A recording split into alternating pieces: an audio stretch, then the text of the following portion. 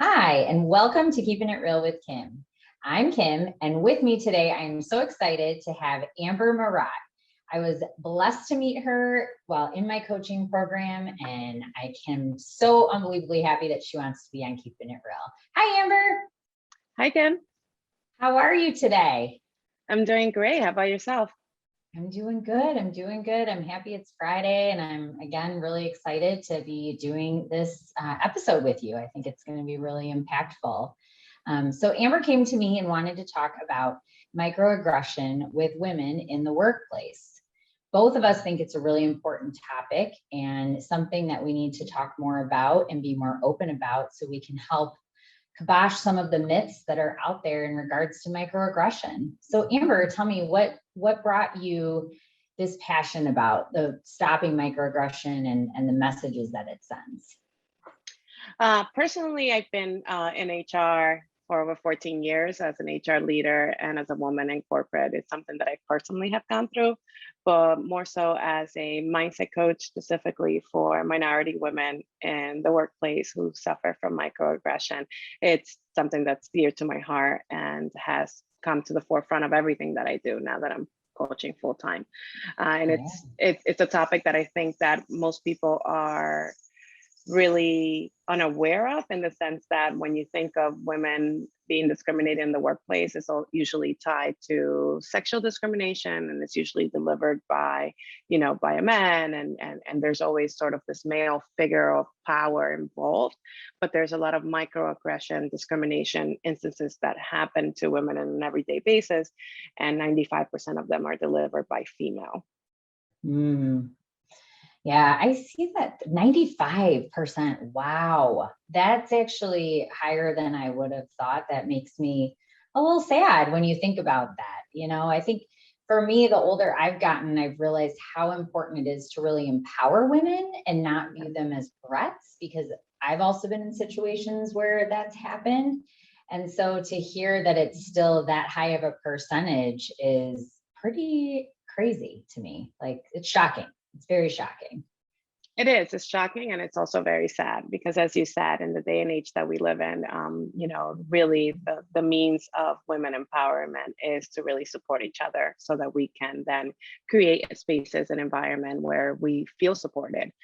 But in the corporate structures and in those cultures where this is happening on a daily basis, from a moment to moment instances, these women feel like they're not safe in their own role. So therefore any other woman is a threat to them. And therefore it leads them to take these microaggressive actions that cannot be really identified specifically as discrimination or harassment, but it leads the individual that's on the other side of the receiving end feeling stressed, feeling like they're being emotionally abused, lack of life work balance, and just an overall lack of engagement and self-worth starts to really trigger in that space when you're in the receiving end of that. Yeah. And imagine like your work, like the output of your work. Like, I don't think it would be very good if you're constantly stressed and sad. And, it's funny, we saw our neighbor the other day, and she's maybe 21, 22, and she was saying, like, I have to quit my job because it's like emotionally abusive. And when you think about that, that people have that power, it does not help corporate America, and it does not help a company function better because you have really unhappy employees. Yes. So, and go ahead. No, yes. And it triggers the employee to be affected in three ways, right? So like you said, your work productivity will go down because obviously your engagement levels are down. You're no longer highly engaged in what you're doing. You're just trying to survive, trying to make it through the day without being, either emotionally abused or feeling like you're a failure or being overloaded with work so that you fail. And or feeling like I can't say no to my female boss, because if not, she's going to fire me, which is retaliation, which is very real. And then number two, the other things that happen is that their personal lives start to suffer. You're no longer yourself when you get home, if you're going through that, right? That Mm, we're holistic beings, so we can't really, even though corporate mm, America has said, here, leave your stuff at the door and come into work, this is work. The reality is that we know as coaches that we're all holistic beings, and everything is happening synchronized, even if I'm not showing it. So what's bubbling on the inside, what's troubling me at work, I'm going to bring it home with me. Just like what's troubling me at home, I'm going to bring it out to work, whether right. I'm consciously choosing to do so or not. Right, right. That's such a valid point. I mean, we are very holistic, everything intertwines. And I know for myself and either even other women that I've known, when they're hurting and they're being bullied or not they're not allowed to be themselves, they're not given that freedom. Mhm. Like you just like kind of shrink up and even pictures don't look like yourself. And you can see it in your Yeah. face, like that you're hurting. So what would you suggest or recommend to our listeners as a way to work through this if this is happening to some individuals out there, which it is because 95%. So what would Yeah, you suggest? there are a few things that the person in the receiving end of this can do. Obviously, the most obvious one is, get another job, right? Because eventually, if you've already followed the measures and you've gone through human resources and you follow those measures and it's not getting better, and if you've been in the situation for over a year, that's far too long. So the best thing I Mhm. can recommend for those individuals is to, anything that you have worked on, any initiative, start to update your resume continuously. Make sure that you're putting down your skills that are marketable in there, and start to tap into other individuals that are in organizations that that they're being treated fairly, and that they're known for really a diverse and equitable culture. And start to look for to transition yourself out by yourself. I think that what most individuals do is, because it becomes an emotional roller coaster, it's like, oh, this person is having a good day today, so it's going to be a little bit better, and then it kind of becomes this up and down, and they spend years waiting for this individual to treat them better, and it never happens. So me being in that situation in the past, my recommendation is to start looking for work somewhere else, because it's just clearly you're in the wrong room. And that culture, if you've already taken the measures to fix it the right way and it's not happening, then that culture is not supportive of you and what you bring to the table. And there are cultures, there are other rooms, other organizations out there that will support you. Yeah.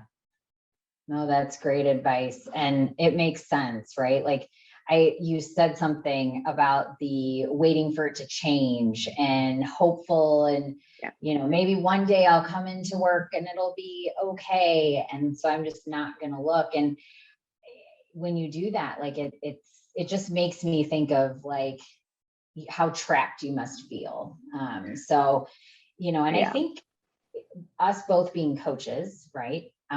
That's also a great way to help the women out there get Yeah. unstuck and Yeah. not listen to that inner critic, that inner voice telling us, you can't do it, you can't do it. And having that support, right? Like you have been my coach for 6 months, and the support that I've gotten from you has been huge, but it's through my coaching, but I'm still figuring out my own, but I have you as a support. And I think that could be another really great way for people to, or for women to take the next step to get that other job, because your self-esteem could be damaged too. So you may not have Correct. the Hmm. confidence to go get another job. I Yeah. mean, it's, Yeah, and you bring up a great point. I think the second thing that needs to be done is to vocalize it, because a lot of the times we internalize it when we're in the situation. And because by society standards, you do have a good role, it is a good paying job, and you're thinking of your safety and your responsibilities, all of your needs are being met financially and with healthcare and other things that come into your total rewards package. To the outside world, it's almost like, well, it's a job, so why are you complaining? You're okay, you're making good money, right? right. So having a coach or having an outlet where you can vocalize it, that really is objective and unbiased and understanding creates that safe space where you start to then connect and really understand how unhealthy it is. I Yeah. mean, for Yeah. me, I think I didn't even realize how unhealthy it was until I left and I started a new organization where I feel fully seen and recognized. That I came home, I think it was during the third or fourth day of my first week, and my 9-year-old said, "This is so strange. You come home happy from work. You used to come home Oh. so sad." And I lasted 4.5 years coming home sad. And your kids see that, and they're Yeah. so intuitive too. And I definitely can understand that. It's definitely impacts all play areas. I mean, I could look at an email and be talking to my daughter fine, and then see something come across and I'm like, blah, so it does, it impacts very much. So, well, Amber, thank you so much for being on Keeping It Real. And for those of you who don't know Amber, definitely go check out her LinkedIn profile. Again, it's Amber Murat, and she is a coach for minority women in the workplace. And I'm so excited to and blessed to get to know you and have you on the show. This has been great. And hopefully it helps inspire some women to stand up for themselves and feel more empowered. So thank you. No, thank you. This has been great. It's always a pleasure to meet with you, and thank you for the chance to talk about a topic that I'm so passionate about. Absolutely. Talk to you soon. Thanks, Talk to you everyone. soon. Bye.